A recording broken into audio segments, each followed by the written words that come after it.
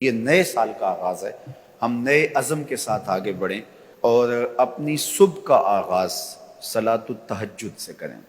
تہجد کے لمحے اللہ کی رحمتوں کے نزول کے خاص لمحے ہوتے ہیں۔ میرے بزرگ فرمایا کرتے تھے کہ باطن کی صحت کے لیے تہجد کی نماز بہت ضروری ہے اور جسم کی صحت کے لیے صبح کی سیر بڑی ضروری ہے۔ تو یہ دو چیزیں جو ہے وہ بہت ضروری ہے۔ تو بالخصوص یہ بچے جو ہیں، جب اس عمر میں یہ ان کی عادت پختہ ہو جائے گی تو یہ زندگی کی آخری سانس تک باقی رہے گی۔ میرے بزرگ فرمایا کرتے تھے کہ مجھے تہجد کا عادی میری ماں نے بنایا ہے۔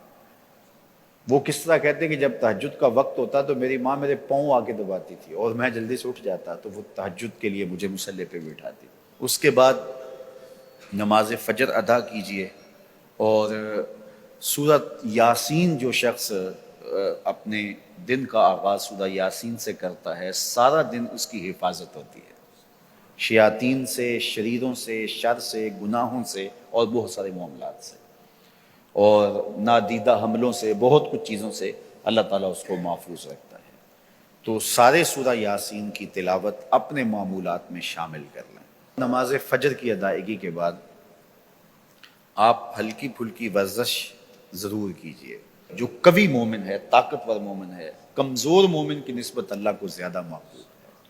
تو طاقتور مومن، قوی مومن، یہ مطلوب ہے شریعت کا اور یہ مقصود ہے شریعت کا۔ پھر سونے سے قبل سورۃ الملک ایک مرتبہ ضرور پڑھیے گا۔ جس طرح سورہ یاسین پڑھتے ہیں تو سارا دن آپ کی حفاظت رہتی ہے، اور سورہ ملک اگر پڑھتے ہیں تو ساری رات آپ کی حفاظت رہتی ہے۔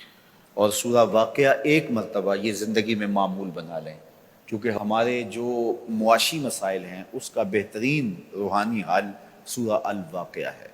سورہ الواقعہ کی تلاوت کرنے والا کبھی بھی کنگال نہیں رہتا۔